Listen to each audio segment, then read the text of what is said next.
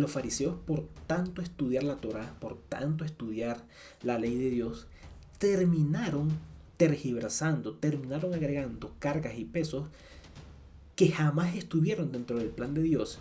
Y una de las cosas que Jesús les dijo: vuestro padre Moisés será el encargado de juzgarlos a ustedes, porque no me creyeron a mí, que Él es el que salva gratuitamente sin merecerlo. Lo mismo aplica para acá. Si tú usas capítulos de la Biblia, como por ejemplo Salmos, y hay otros más que se usan para explicarlo de la condenación, prepárate, porque yo te respondo como te respondo Jesús, como te le respondió Jesús a los fariseos en su momento. Entonces, si tú crees en esto, que en el capítulo 37 Dios va a condenar a los malvados y a matarlos completamente y exterminarlos, pues tu padre David se va a encargar de hacerte justicia, se va a encargar de poner enfrente de Dios tu caso, porque estás tomando cosas que dijo él de una forma que ni él mismo la consideraba como tú lo estás considerando.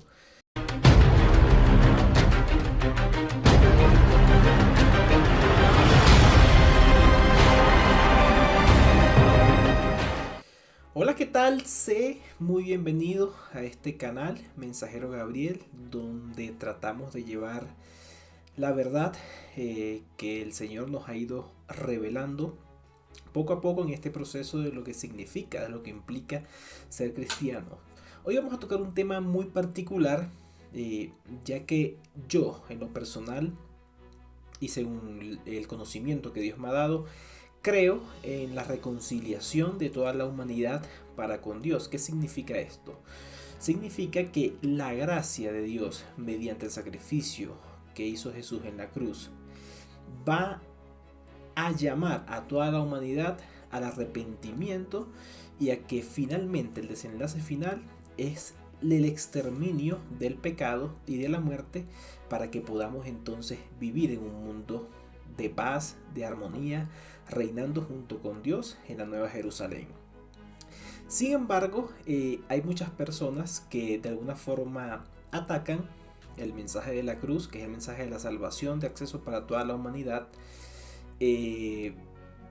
argumentando en parte de que nosotros tomamos ciertas decisiones y que esas decisiones repercuten en el actuar o en el desenlace de esa persona, para bien o para mal.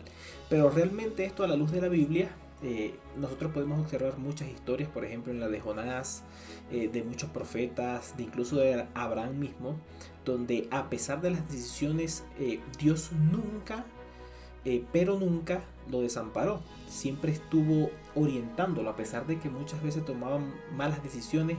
El Señor reorientaba su camino y usaba todas esas cosas más bien para bien de la persona, al final para darles lecciones y que aprendieran a confiar en el Señor. Y ese es en el Dios en el cual yo creo firmemente.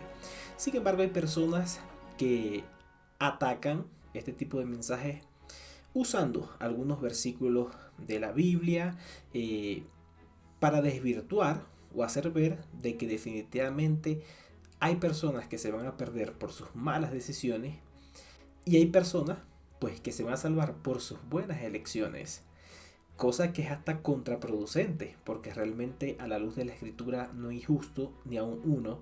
De hecho, la palabra justo no implica en el término bíblico lo que mucha gente cree. No hay justicia en el ser humano, todos por defecto nacimos pecadores, no hay nada que yo pueda hacer para ser merecedor de la salvación.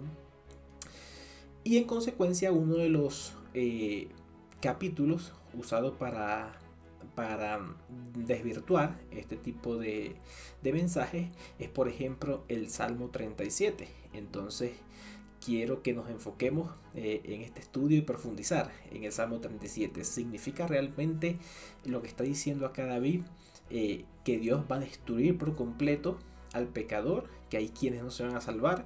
¿O qué es lo que realmente quiere decir o significa esto que se ve allí en el Salmo 37? Acompáñame y vamos a ver. Entonces vamos a comenzar, ¿no? Eh, Aquí estamos en el Salmo 37. eh, de un lado de la pantalla van a estar viendo en tiempo real el capítulo para que vamos leyendo sincrónicamente, tanto yo como tú que me ves, y podamos entonces ir sacando ciertas conclusiones. Vamos a leer el contexto, que es como inicia el Salmo. Aquí dice: no te inquietes a causa de los malvados, ni tengas envidia de los que hacen lo malo, pues como la hierba pronto se desvanecen, como las flores de primavera pronto se marchitan. Confía en el Señor y haz el bien, entonces vivirás seguro en la tierra y prosperarás. Deleítate en el Señor y Él te concederá los deseos de tu corazón. Entrega al Señor todo lo que haces, confía en Él y Él te ayudará. Él hará resplandecer tu inocencia como el amanecer, y la justicia de su causa brillará como el sol de mediodía. Aquí estamos viendo, entrando en contexto, de que David está hablando de que no nos preocupemos, que no hagamos caso omiso a lo que hacen los malvados, sino que depositemos la confianza directamente en el Señor.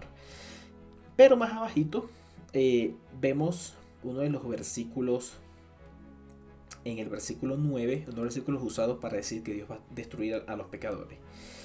Por ejemplo, acá: pues los perversos serán destruidos, pero los que confían en el Señor poseerán la tierra. Pronto, versículo 10, los perversos desaparecerán. Por más que los busques, no los encontrarás. Los humildes poseerán la tierra, vivirán en paz y prosperidad, ¿no? Entonces acá es bastante interesante porque muchos usan este salmo para decir, bueno, que definitivamente el pecador va a ser destruido. Ahora, aquí es interesante porque en el versículo 16 David empieza a comentar: es mejor ser justo y tener poco que ser malvado y rico. Entonces empieza a hablar de los que son los justos y los pecadores, haciendo diferenciación. Pero los perversos van a perecer, el Señor lo va a librar de los enemigos, y que los justos son los que dan con generosidad, son los que se van a ganar el favor de Dios, y todas estas cosas. Que el Señor dirige el paso de los justos, etcétera, etcétera, como podemos observar a lo largo del capítulo. Aquí pues sigue hablando, pero no quiero pues enfrascarme tanto, se los voy a mostrar acá en pantalla. Ustedes si quieren me siguen con sus Biblias, de todo lo que dice. En fin, en resumen, la esperanza en el Señor, depositar toda la confianza en Él. Y este pasaje es uno de los usados para decir que va a haber salvos y no salvos, los justos e injustos. Ahora, la primera pregunta interesante que debemos hacernos acá es: ¿David era de los justos o los injustos? Esa es la primera pregunta inmediata, porque él habla muy bien aquí, muy bonito, los justos, los injustos, pero él fue justo.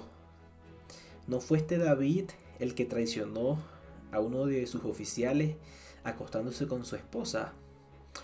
¿No fue David permisivo permitiendo que uno de sus hijos violara a una de sus hermanas? ¿No fue David al cual le vino desgracia a causa de todos esos pecados como consecuencia de todas esas acciones? Es la pregunta que yo te hago para reflexionar. Pero más allá de esto, es pensar qué es ser justo y ser injusto, o qué es ser justo y ser despiadado, porque esto es muy relativo, porque aparentemente en un momento David era justo en su juventud, luego pasó el tiempo y decayó, y cayó en el lado de los perversos. Entonces aquí la pregunta que necesitamos hacernos es: ¿David murió como malvado o pecador, o David murió como justo? Es una pregunta para reflexionar, porque pues si a la ver vamos, por todo eso que hizo debió entonces morir. Definitivamente le debió caer el juicio de Dios, como lo presentan muchas religiones, y no tiene ninguna esperanza. Pero muchos acá dirán: un momento, lo que sucede es que David se arrepintió del mal que hizo. Pero qué interesante. Claro, él hizo una maldad, él actuó con maldad, permitió maldad en su familia, luego se arrepintió y el Señor lo perdonó. Entonces, ¿a qué quiero llegar? El primer punto es este, que la condición de pecador, la condición de malvado, es una condición que puede cambiar. ¿Qué necesitas tú para cambiar esa condición? El arrepentimiento. Sin embargo, muchos leen estos versículos e inmediatamente niegan, como si los perversos no fuesen capaces de arrepentirse en algún punto, sino que mueren como malos. Y listo. Y ese es el destino que deparó. Y realmente el camino, la vereda, el trecho entre los malvados y los justos es el arrepentimiento. Y así David, pues, él fue malvado en su tiempo. Todo lo que describe y las características, actuó en un tiempo de esta manera, pero se arrepintió. Entonces, este es el primer punto que quiero que llevemos a consideración. El segundo punto es el contexto. Los teólogos y muchas personas cuando leen la Biblia les encantan los contextos y citar los contextos para entender todo. Y realmente en la Biblia no solamente basta entender el contexto del texto que tú estás leyendo, sino también el contexto cultural, el contexto histórico en el cual está sumergido. ¿Por qué? Porque David fue un hombre muy perseguido desde su juventud. De hecho, era doblemente perseguido por su pueblo a través del rey Saúl y perseguido por los enemigos de Israel, que también muchas veces allí le hacían sus jugarretas. Y bajo ese contexto de persecución, David escribió muchos salmos y la referencia en el plano físico es él siempre hablándole a los enemigos terrenales que él tenía en su momento. Y entonces él le pedía a Dios que lo librara de esos enemigos. Y ciertamente en las batallas que David encarnó, que vivió, el Señor le dio la victoria. Pero es un plano completamente físico.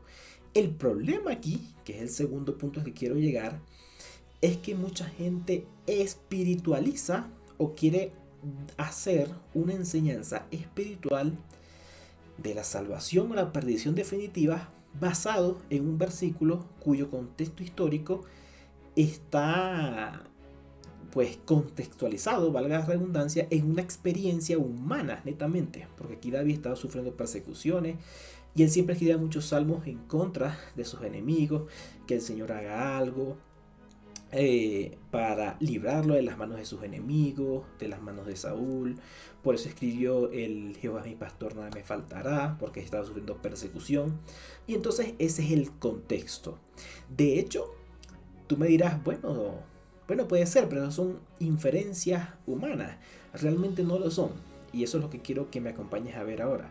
Por ejemplo, si nos vamos a Salmo 36, vamos a observar qué dicen los primeros versículos de Salmo 36, por ejemplo.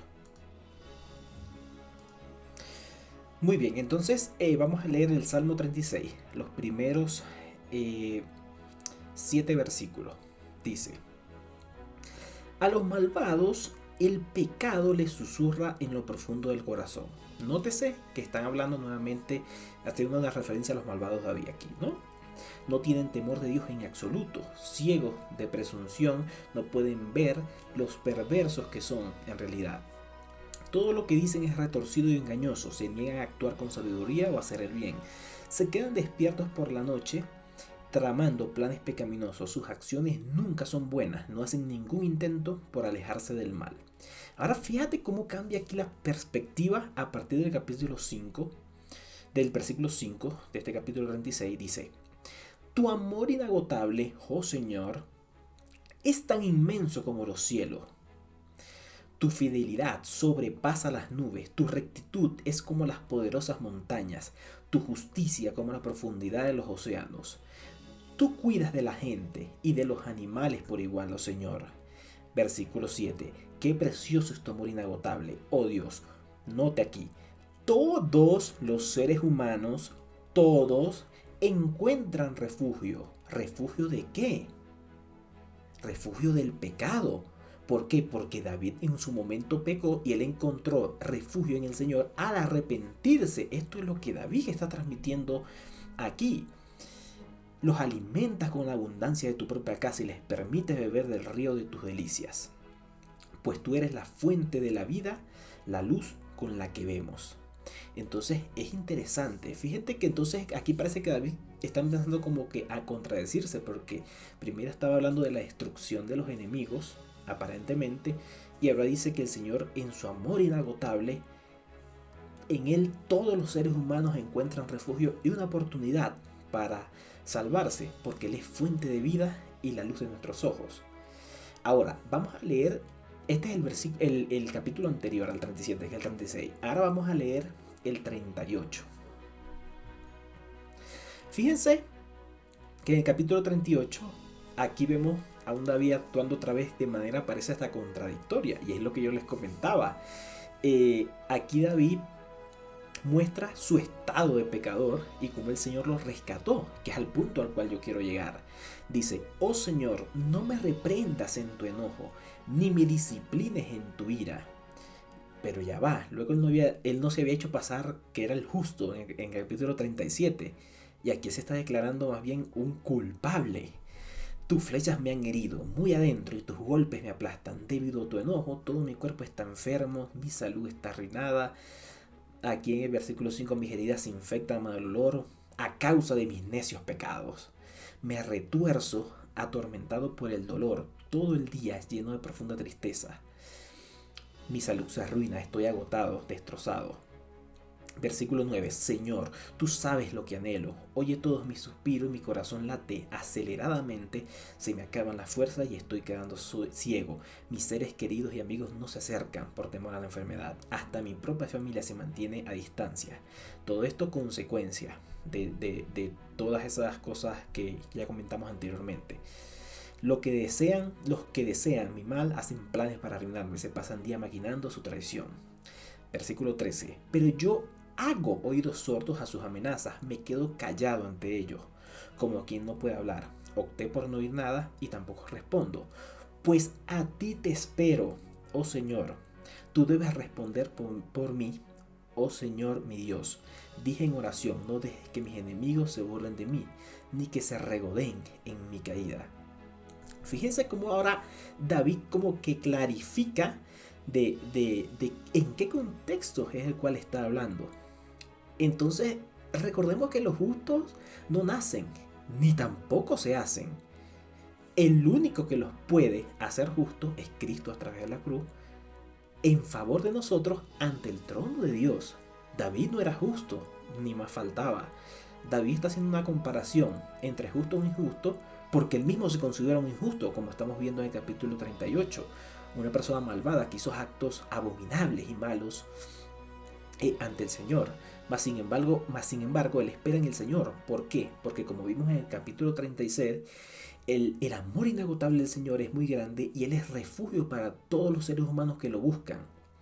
Ahora, si contrastamos esto que acabamos de ver acá, por ejemplo, con el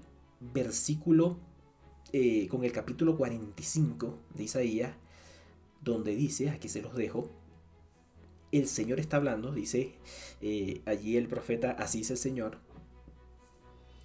que el Señor jura por su propio nombre, por su honra, que todo ser humano, toda rodilla se doblará ante Él y lo llevará a arrepentimiento. Esto no es lo mismo que han estado predicando los diferentes apóstoles en el Nuevo Testamento. La condición del pecado es un estado temporal. Lo que se necesita para salir de ese estado es un redentor. De hecho, hasta Job mismo reconocía eso, Job queriéndose hacer pasar por justo. Aquí les voy a dejar el capítulo y el versículo donde Job dice: ojalá hubiese un mediador entre Dios y mi persona. Quizás así no estaría pasando por todo esto, porque ese intercesor intervendría como abogado en mi favor para hacerme justo delante del Señor. Entonces, el ser justo, el ser bueno, no es un atributo del ser humano, porque el ser humano es pecaminoso por defecto. Y este es el punto que yo quería llegar.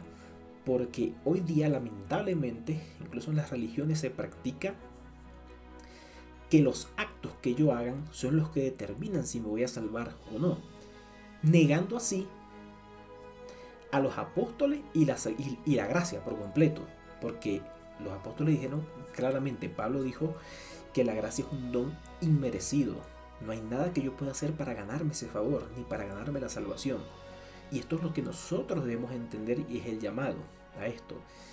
Hay muchos capítulos de la Biblia y muchos libros donde se hablan en un contexto meramente humano, son reflexiones de la persona en un contexto o situaciones muy determinadas, muy específicas que afectan en lo que está diciendo de alguna forma, y puede decir cosas que realmente disten o parece que contradigan el plan de salvación de Dios, pero realmente no lo contradicen, porque hasta el mismo David, fíjense en el capítulo 37, 38 y 36, cómo hay diferentes panoramas de lo que él está allí tratando de decir.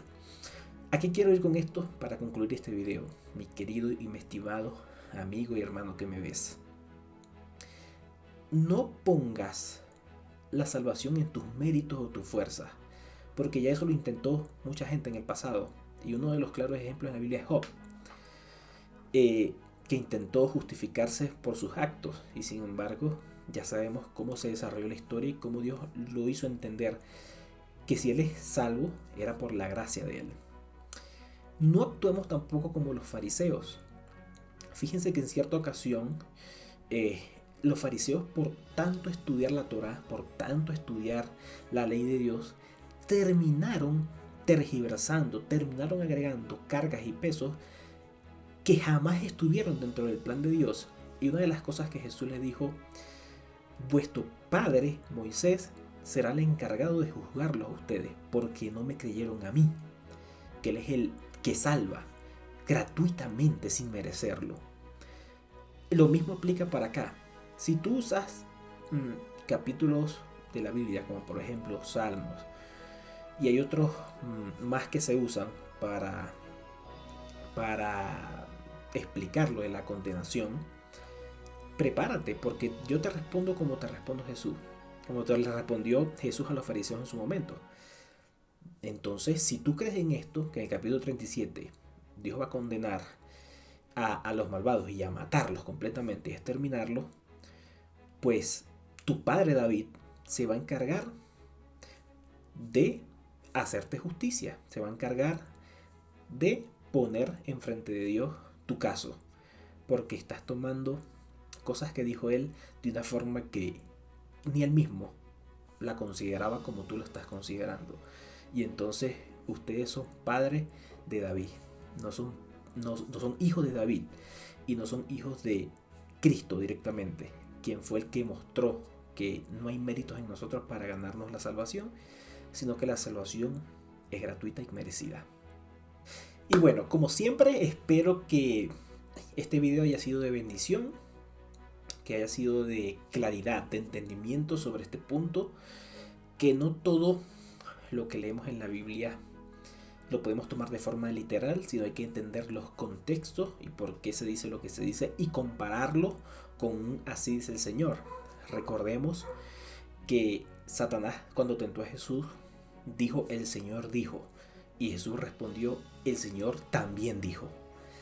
¿Por qué? Porque Satanás estaba usando mal un argumento, con mentira, mientras que el Jesús le dijo: bueno, así también dice el Señor, como debe ser la interpretación correcta, adecuada al plan de salvación, que es el que se viene mencionando desde hace mucho tiempo. Y bueno, si te gustó este video, si te gustó esta explicación, si fue de claridad para ti, no te olvides regalar un like, dar tu opinión en los comentarios. Me gusta leer diferentes perspectivas para ir sacando temas y aclarando dudas.